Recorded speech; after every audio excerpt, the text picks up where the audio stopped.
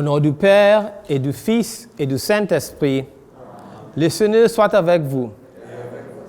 Bonsoir tout le monde. Aujourd'hui, on célèbre la grande fête de l'Assomption. Marie, qui était la première, a connu la gloire éternelle dans son corps et dans son âme. Et l'Évangile nous montre, elle dit le Magnificat. Elle a à peine su que d'elle vient le Messie, Jésus. Et qu'est-ce qu'elle a fait? Elle a sorti de sa maison pour marcher au moins 3 jours pour aller aider à sa cousine Élisabeth. Un acte de très grande humilité. Elle qui portait le Messie sort d'elle pour aller servir. Et pour ça, elle est plus grande après Jésus, la plus grande au ciel. Cette messe est offerte pour la lutte contre le racisme. Et pour cette raison, je pense que la Magnificat, c'est une bonne journée de célébrer parce qu'on voit que tous les plus grands aux cieux, c'est ceux qui aiment servir. Les plus petits, ils sont les plus grands aux cieux.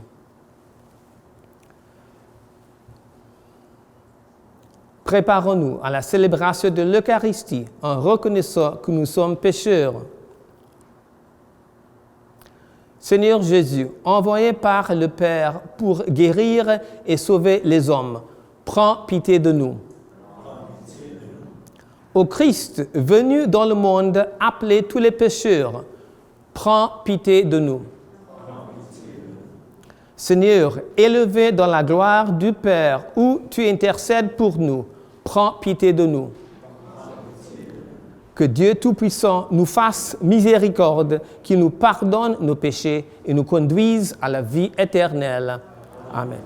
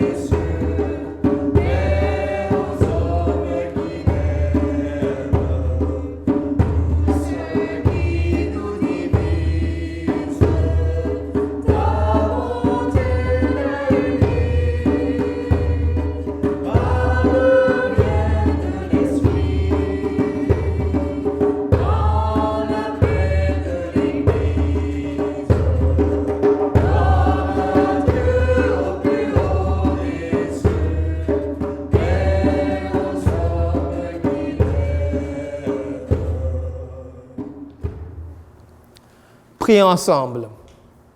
Dieu éternel et tout-puissant, toi qui as fait monter jusqu'à la gloire du ciel avec son âme et son corps, Marie, la Vierge Immaculée, mère de ton Fils, fais que nous demeurions attentifs aux choses d'en haut pour obtenir de partager sa gloire. Par Jésus-Christ notre Seigneur, qui règne avec toi et le Saint-Esprit pour les siècles des siècles. Amen.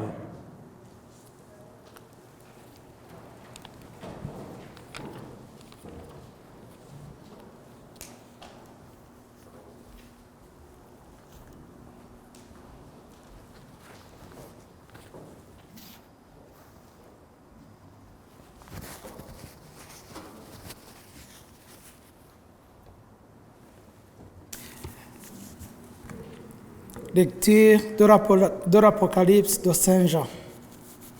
Le sanctuaire de Dieu qui est dans le ciel s'ouvrit et l'arche de son alliance apparut dans le sanctuaire. Un grand signe apparut dans le ciel. Une femme ayant le soleil pour menton, la lune sous les pieds, et sur la tête une couronne de 12 étoiles. Elle est enceinte et crie dans les douleurs et la torture d'un enfantement. Et notre signe apparut dans le ciel, un grand dragon, rouge feu, avec 7 têtes et 10 cornes, et sur chacune de ces têtes un diadème. Sa queue, entraînant le tiers des étoiles du ciel, les précipita sur la terre. Le dragon vint se poster devant la femme qui allait enfanter, afin de dévorer l'enfant dès sa naissance. Or, elle mit au monde un fils, un enfant mâle, celui qui sera le berger de toutes les nations, les conduisant avec un spectre de fer. L'enfant fut enlevé jusqu'auprès de Dieu et de son trône, et la femme s'enfuit au désert, où Dieu lui a préparé une place. Alors j'entendis dans le ciel une voix forte qui proclamait: Maintenant, voici le salut, la puissance et le règne de notre Dieu. Voici le pouvoir de son Christ. Parole du Seigneur.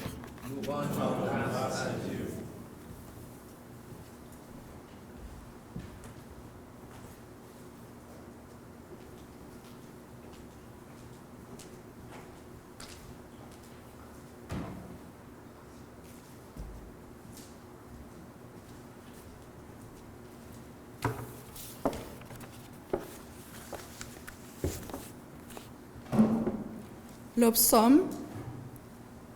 Debout à la droite du Seigneur se tient la reine toute parée d'or.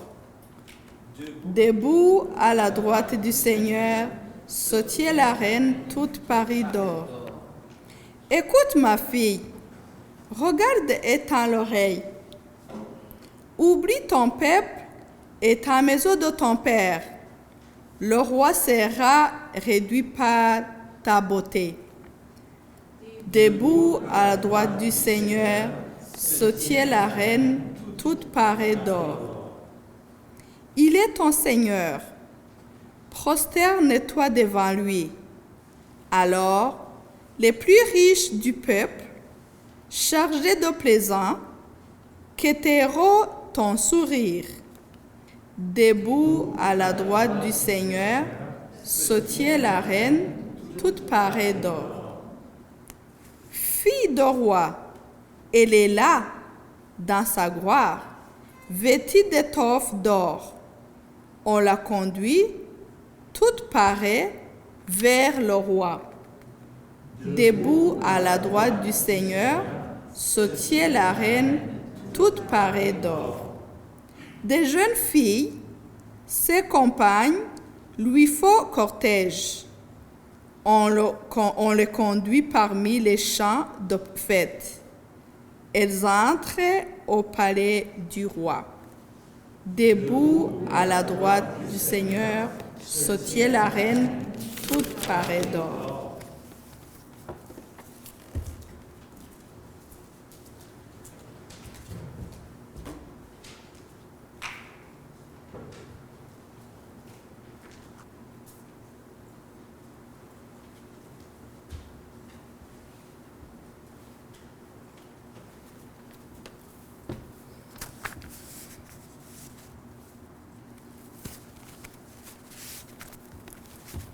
Deuxième lecture.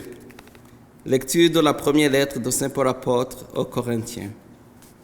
Le Christ est ressuscité d'entre les morts, lui, premier ressuscité parmi ceux qui sont endormis. Car la mort étant venue par un homme, c'est par un homme aussi que vient la résurrection des morts. En effet, de même que tous les hommes meurent en Adam, de même c'est dans le Christ que tous recevront la vie, mais chacun à son rang. En premier le Christ, et ensuite, lors du retour du Christ, ceux qui lui appartiennent. Alors, tout sera achevé quand le Christ remettra le pouvoir royal à Dieu son Père, après avoir anéanti parmi les êtres célestes toute primauté, toute souveraineté et puissance. Car c'est lui qui doit régner jusqu'au jour où Dieu aura mis sous ses pieds tous ses ennemis. Et le dernier ennemi qui sera anéanti, c'est la mort, car il a tout mis sous ses pieds. Parole du Seigneur.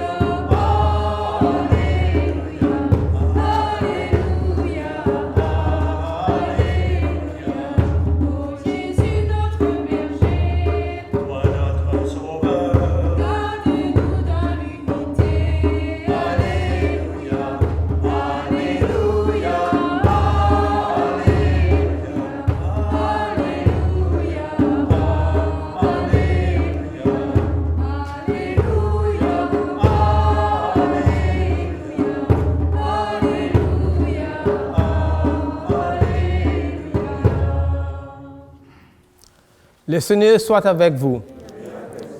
Évangile de Jésus-Christ selon saint Luc. En ce jour-là, Marie se mit en route et se rendit avec empressement vers la région montagneuse dans une ville de Judée. Elle entra dans la maison de Zacharie et salua Élisabeth. Or, quand Élisabeth entendit la salutation de Marie, l'enfant tressaillit en elle. Alors, Élisabeth fut remplie d'Esprit Saint et s'écria d'une voix forte, « Tu es bénie entre toutes les femmes, et le fruit de tes entrailles est béni. D'où m'est-il donné que la mère de mon Seigneur vienne jusqu'à moi? Car lorsque tes paroles de salutation sont parvenues à mes oreilles, l'enfant a tressailli d'allégresse en moi. Heureuse celle qui a cru à l'accomplissement des paroles qui lui furent dites de la part du Seigneur. » Marie dit alors, « Mon âme exalte le Seigneur, exulte mon esprit en Dieu, mon Sauveur. Il s'est penché sur son humble servante. Désormais, tous les âges me diront bienheureuse. Le Puissant fit pour moi des merveilles, saint et son nom. Sa miséricorde s'étend d'âge en âge sur ceux qui le craignent. Déployant la force de son bras, il disperse les soubebes. Il renverse les puissants de leur trône. Il élève les humbles. Il comble de bien les affamés, renvoie les riches les mains vides. Il relève Israël, son serviteur. Il se souvient de son amour, de la promesse faite à nos pères en faveur d'Abraham et sa descendance à jamais. » Marie resta avec Élisabeth environ 3 mois, puis elle s'en retourna chez elle. Acclamons la parole de Dieu.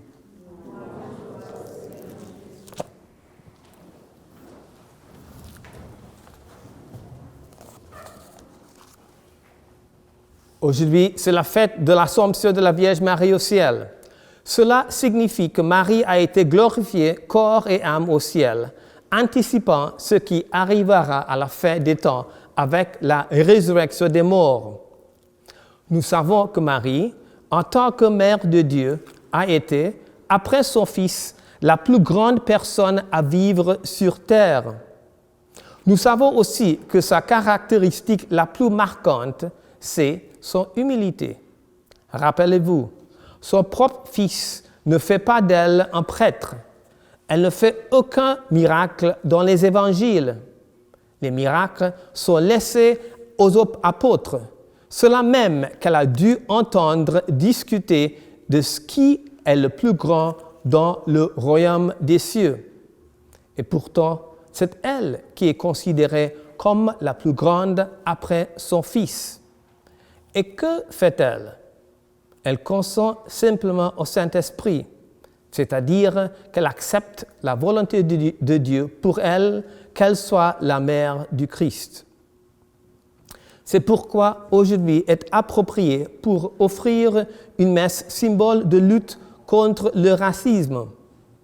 Nous pouvons imaginer la Sainte Famille, Jésus, Marie et Joseph, en tant que juifs, confrontés au racisme ou à une forme de discrimination.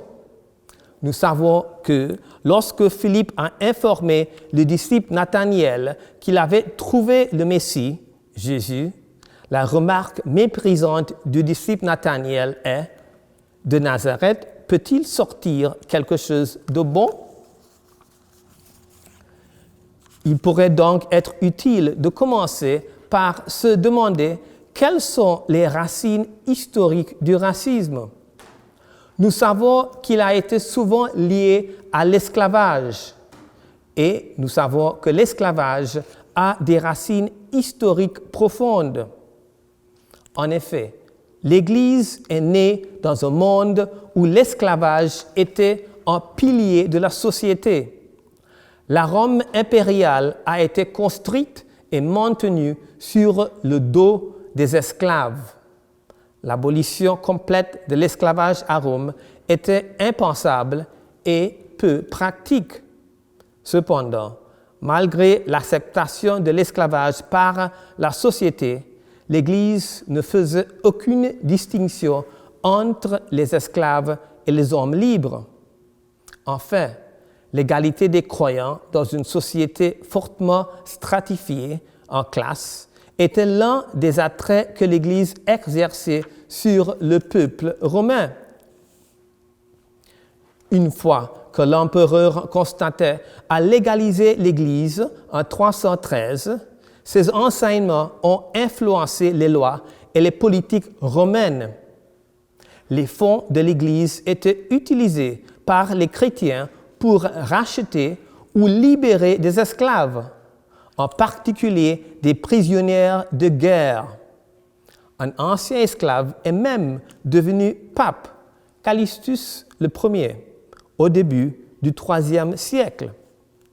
Pourtant, l'esclavage a continué en Europe, même après l'effondrement du pouvoir impérial à la fin du Ve siècle. Cependant, à mesure que l'influence de l'Église s'est accrue, l'institution de l'esclavage a diminué jusqu'à ce qu'elle soit complètement éradiquée dans la chrétienté. Et puis, nous arrivons à l'esclavage moderne. L'esclavage qui est revenu dans la société européenne au XVe siècle, avec la découverte de terres qui existaient au-delà des frontières de l'Europe, c'est-à-dire en Afrique, en Asie et aux Amériques. Parfois, la tentative d'invoquer l'existence historique de l'esclavage, c'est-à-dire le fait que l'esclavage était pratiqué à l'époque des Grecs et des Romains, entraîne aussi la tentative d'atténuer ou de diminuer l'horreur de l'esclavage moderne, tel qu'il a été pratiqué à partir du XVe siècle. Cependant, ce que ces personnes qui invoquent cet argument ne réalisent pas, c'est que cet esclavage qui a été pratiqué à partir du XVe siècle, cette traite des esclaves de l'Atlantique est remarquable pour avoir été liée à des notions de supériorité raciale, c'est-à-dire que la race blanche était supérieure à la race noire. Nous avons tendance à oublier que, parmi d'autres motifs, la fondation de l'Amérique dépendait de deux entreprises racistes. L'un était l'esclavage, qui a duré près de 250 ans. L'autre entreprise raciste qui a contribué à la fondation de l'Amérique a été l'impérialisme, lorsque les colonialistes britanniques ont violemment déplacé des populations existantes, ce qui s'est produit ici au Canada. Et quel était le rôle de l'Église dans tout cela?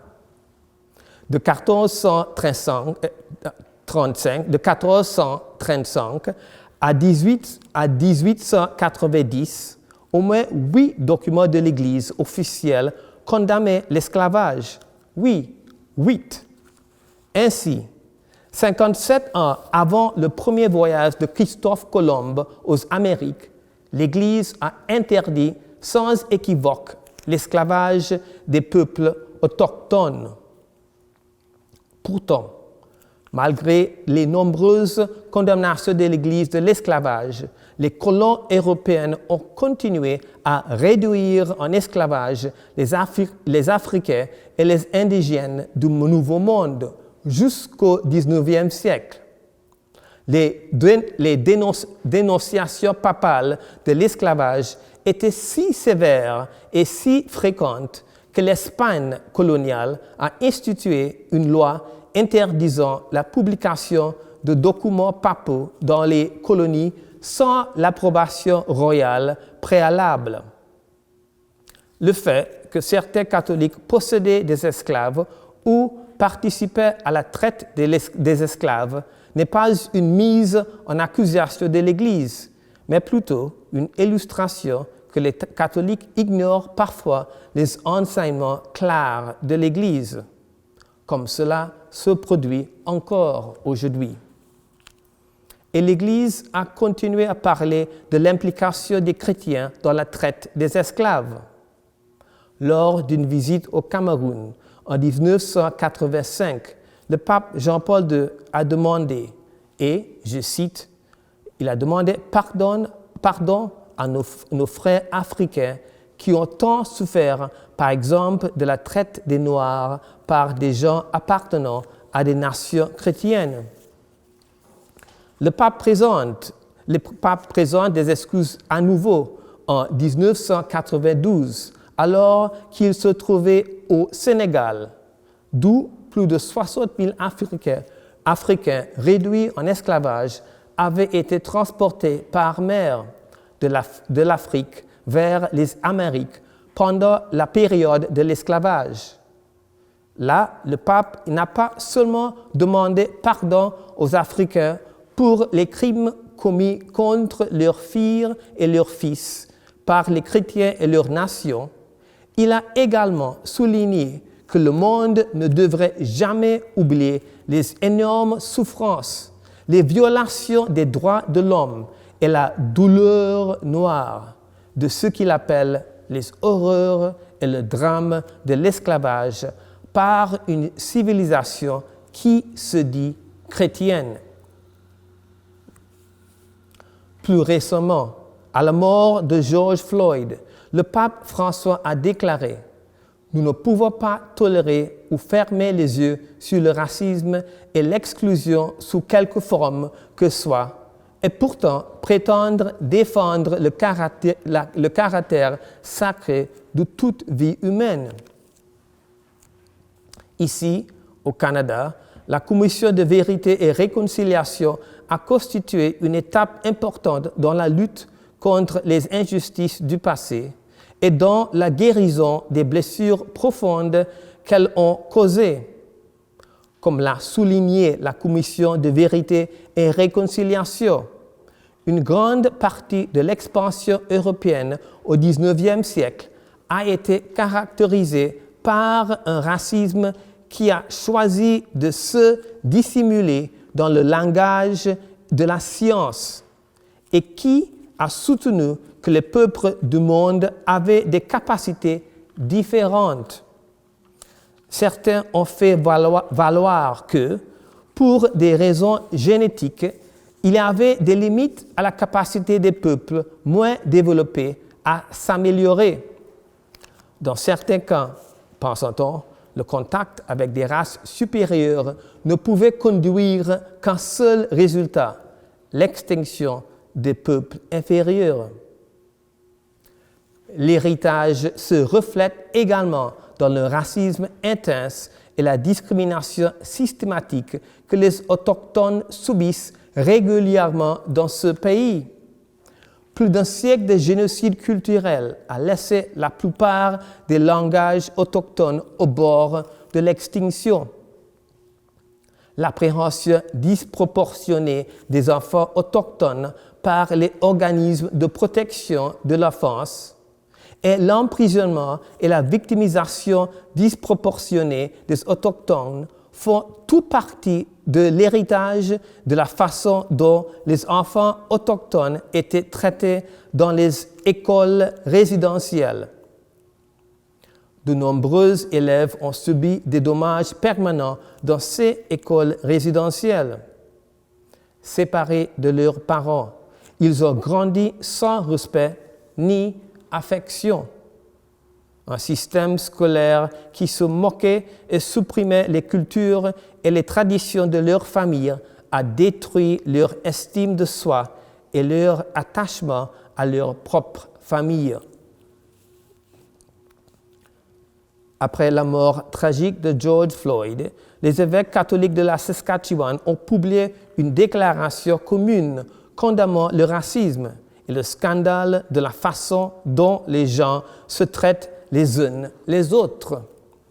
L'archevêque Don Boland a noté que, et je cite, « Ici au Canada, ici en Saskatchewan, nous aussi, nous luttons contre un racisme ancré. » Monseigneur Boland avait également une question pour les chrétiens. Et il dit, « Comment se fait-il que nos églises, inspirées par l'évangile du Christ crucifié, soient si souvent aveugles à la souffrance et à l'injustice, à l'humiliation et aux blessures de nos sœurs et frères? » La question est de savoir comment, en tant qu'Église et aussi individuellement, comment devons-nous aborder ou combattre le péché du racisme sous ses diverses formes si subtiles et si dangereuses? Tout d'abord, n'oubliez pas que nous sommes tous créés par le même Dieu. Par conséquent, l'humanité, dans toute la variété de son histoire et de ses structures et coutumes sociales, est un seul être. Je le répète, puisque nous avons été créés à l'image de Dieu, nous sommes tous égaux devant Dieu. Et pour cette raison, il y a une force historique menant non seulement à l'union culturelle, mais à l'union de tous les peuples. Il y a en nous tous, dans tous les peuples différents, quelque chose qui nous pousse vers une union totale, parce que nous sommes tous des créateurs de Dieu. Donc, le racisme est contraire au respect de la dignité de toute personne humaine. D'où la nécessité pour chacun et pour l'autorité d'utiliser tous les moyens légitimes pour s'opposer au racisme sur le plan personnel et social. Outre la dénonciation, les manifestations publiques, les procédures judiciaires, les lois, etc., la meilleure façon de lutter contre le racisme est de toujours vivre ce respect de chacun. L'Église doit elle aussi s'engager, car son message de salut implique la proclamation de cette dignité et de ce respect. Cette messe est un exemple. Comment réagir? Dans tout cela, la vertu de la justice fonctionne, mais aussi la charité, car la justice elle-même doit être animée par l'amour de Dieu qui a créé et aime chaque personne, et par l'amour de tous, c'est-à-dire que les victimes reconnaissent leur dignité et que ceux qui portent atteinte à leur dignité se convertissent. Lorsqu'on est victime de racisme, on peut parfois défendre ses droits par une défense légitime. Mais la principale réaction doit être celle de la charité, dont la principale conséquence est le pardon sincère. Le pardon a une formidable force sociale de pacification et d'unité. La haine et la violence ne font qu'aggraver la situation. En cette fête de l'Assomption, invoquons la Vierge Marie, celle qui, pour reprendre une des descriptions préférées du pape François, Marie qui défait les nœuds, qu'elle puisse continuer à défaire le nœud du racisme qui continue à ce jour à diviser l'unité des peuples tant désirée par Dieu. Amen.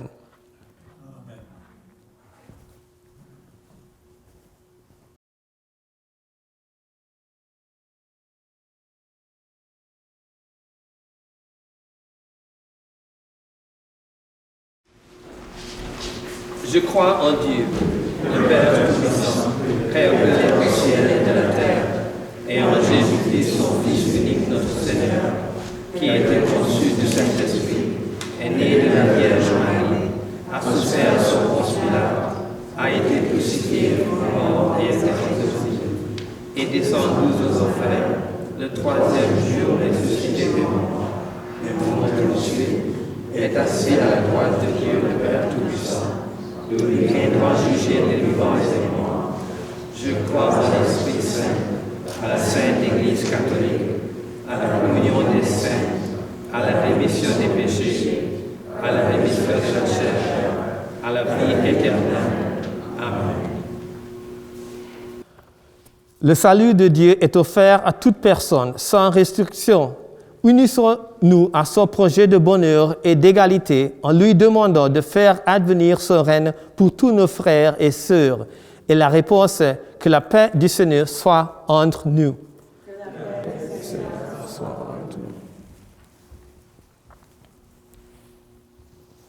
nous. Que le Seigneur vienne au secours de toutes les personnes marginalisées, en particulier les autochtones, les Noirs et les autres victimes du racisme. Qu'elles se trouvent acceptées telles qu'elles sont. Prions le Seigneur. Que la paix du Seigneur soit entre nous. Pour tous les migrants, migrantes et les réfugiés qui éprouvent de la difficulté à trouver leur place dans la société, prions le Seigneur. Que la paix du Seigneur soit entre nous.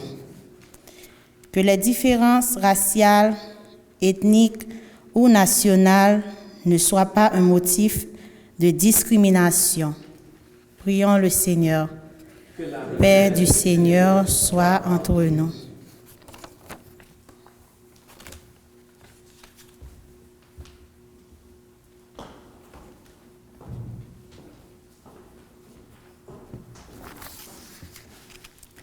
Pour tous ceux et celles qui se sentent blessés intérieurement par les gestes ou les attitudes dégradantes et qui ont peur de parler, prions le Seigneur. Que la paix du Seigneur soit entre nous. Pour les jeunes qui vivent à chaque jour des moments difficiles à travers des propos inappropriés, prions le Seigneur. Que la paix du Seigneur soit entre nous.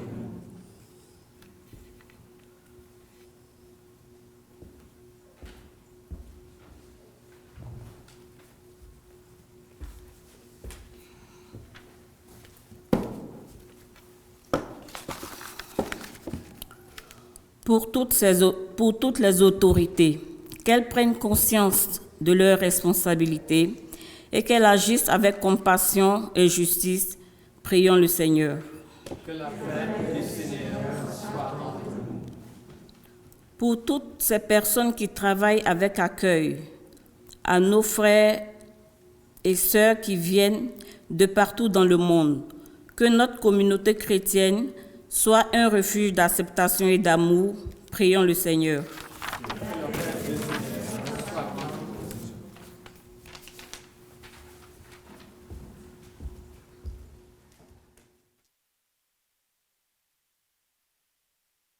Et dans cette fête de l'Assomption de la Vierge Marie, que Marie peut aider à guérir toutes les blessures que tout le monde a souffert à cause du racisme qui continue aujourd'hui. Nous prions au Seigneur.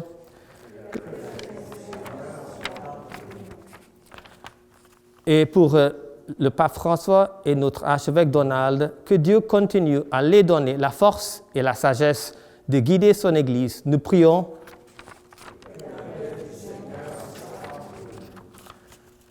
Dieu notre Père, nous portons tous ces besoins humblement à ses pieds.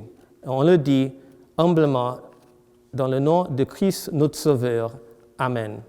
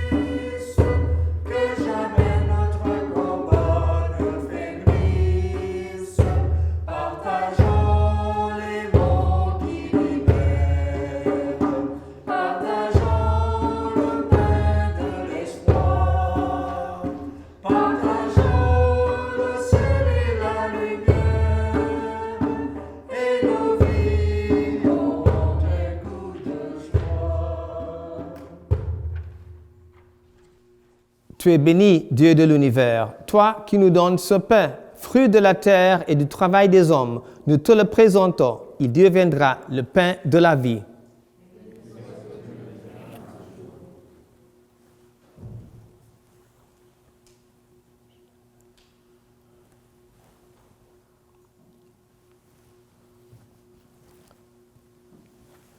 Tu es béni, Dieu de l'univers, toi qui nous donnes ce vin, fruit de la vigne et du travail des hommes. Nous te le présentons, il deviendra le vin du royaume éternel.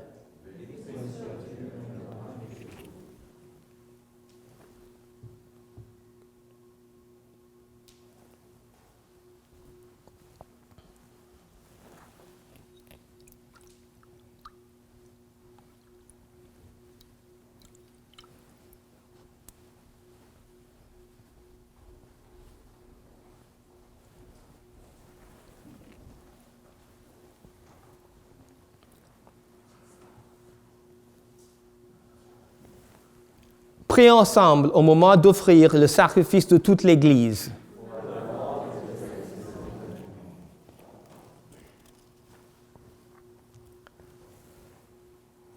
Que s'élève jusqu'à toi, Seigneur, notre fervent sacrifice, et tandis qu'intercède pour nous la très sainte Vierge Marie, importée au ciel, que nos cœurs brûlants de charité aspirent toujours à monter vers toi, par Jésus-Christ notre Seigneur, qui règne avec toi et le Saint-Esprit pour les siècles des siècles. Amen. Le Seigneur soit avec vous. Élevons notre cœur. Rendons grâce au Seigneur notre Dieu. Vraiment, il est juste et bon de te rendre gloire, de t'offrir notre action de grâce, toujours et en tout lieu, à toi, Père très saint, Dieu éternel et tout-puissant, par le Christ, notre Seigneur. Aujourd'hui, la Vierge Marie, la Mère de Dieu, est élevée dans la gloire du ciel. Parfaite image de l'Église à venir, aurore de l'Église triomphante. Elle guide et soutient l'espérance de ton peuple encore en chemin. Tu as préservé de la dégradation du tombeau le corps qui avait porté ton propre Fils et mis au monde l'auteur de la vie. C'est pourquoi, avec tous les anges du ciel, pleins de joie, nous chantons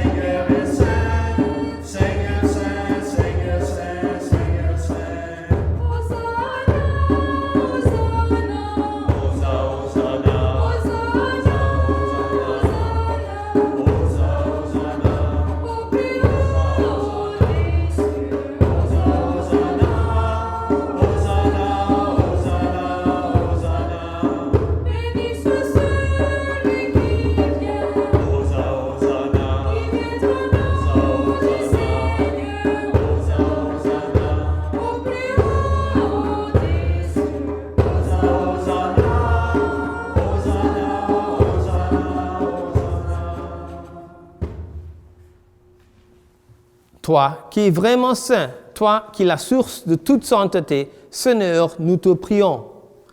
Sanctifie ces offrandes en répandant sur elles ton esprit, qu'elles deviennent pour nous le corps et le sang de Jésus le Christ, notre Seigneur. Au moment d'être livré et d'entrer librement dans sa passion, il prit le pain, il rendit grâce, il le rompit et le donna à ses disciples en disant « Prenez et mangez en tous, ceci est mon corps livré pour vous. »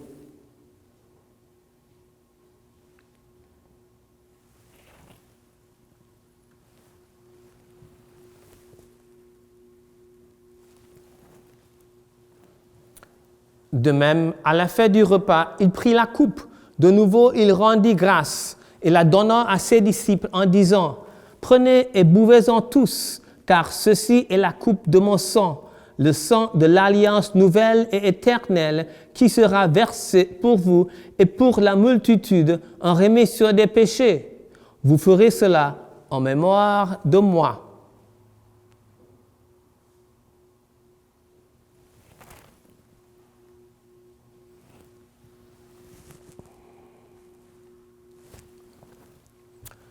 Il est grand le mystère de la foi. Nous proclamons ta mort, Seigneur Jésus. Nous célébrons ta résurrection. Nous attendons ta venue dans la gloire. Faisons ici mémoire de la mort et de la résurrection de ton Fils. Nous t'offrons, Seigneur, le pain de la vie et la coupe du salut, et nous te rendons grâce, car tu nous as choisis pour servir en ta présence. Humblement, nous te demandons qu'en ayant part au corps et au sang du Christ, nous soyons rassemblés par l'Esprit Saint en un seul corps. Souviens-toi, Seigneur, de ton Église répandue à travers le monde. Fais-la grandir dans ta charité, avec le pape François, notre évêque Donald et tous ceux qui ont la charge de ton peuple. Souviens-toi de toutes les victimes du racisme, qui, puisqu'ils ont été baptisés dans la mort de ton Fils, accorde-il de participer à sa résurrection.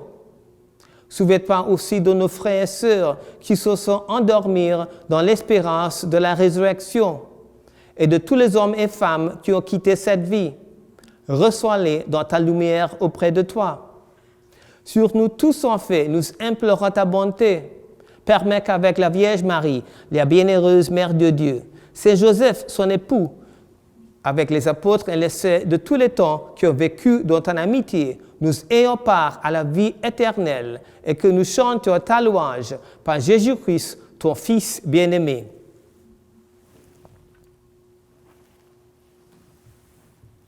Par lui, avec lui et en lui, à toi, Dieu le Père Tout-Puissant, dans l'unité du Saint-Esprit, tout honneur et toute gloire pour les siècles des siècles.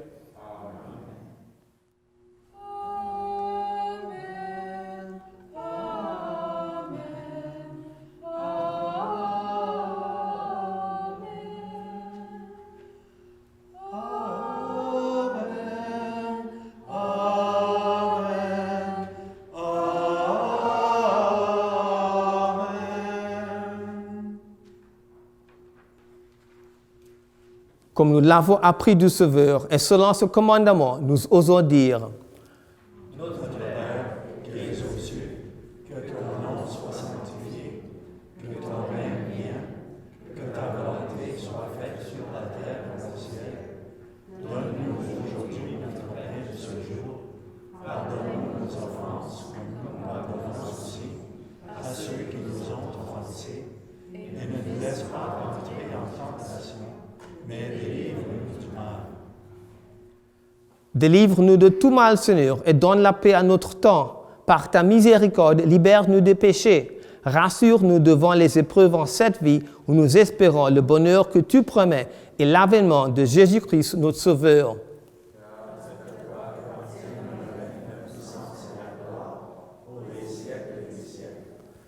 Seigneur Jésus-Christ, tu as dit à tes apôtres: je vous laisse la paix, je vous donne ma paix. Ne regarde pas nos péchés, mais la foi de ton Église, pour que ta volonté s'accomplisse.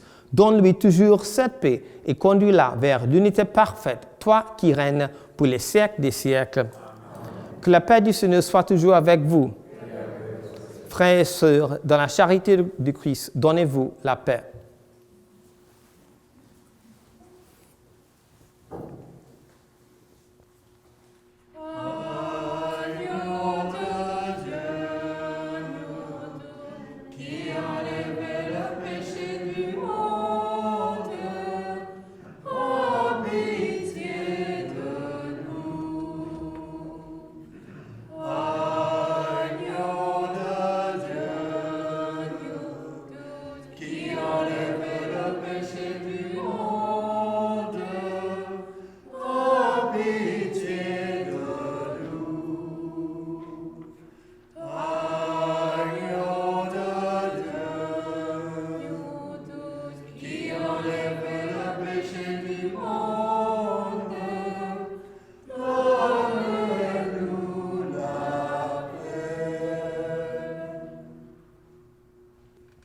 Heureux les invités au repas du Seigneur. Voici l'agneau de Dieu qui enlève le péché du monde.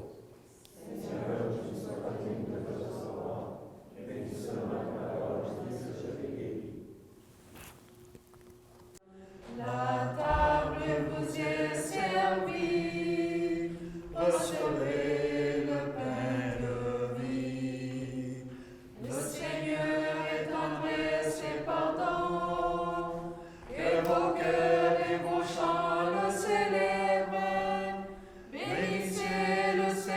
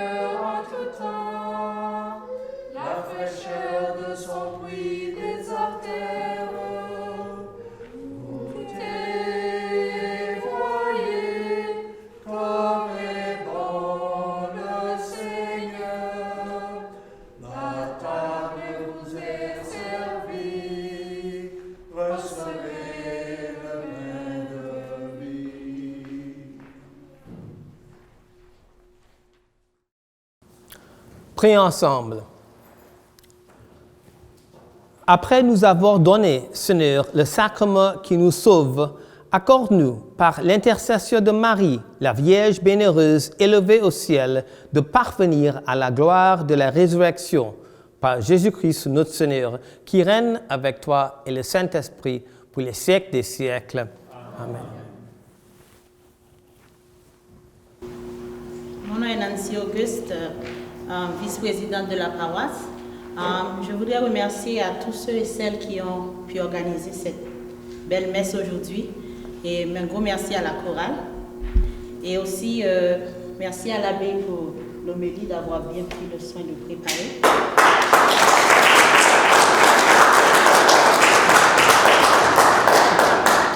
Et merci d'être venu en grand nombre aussi. Merci.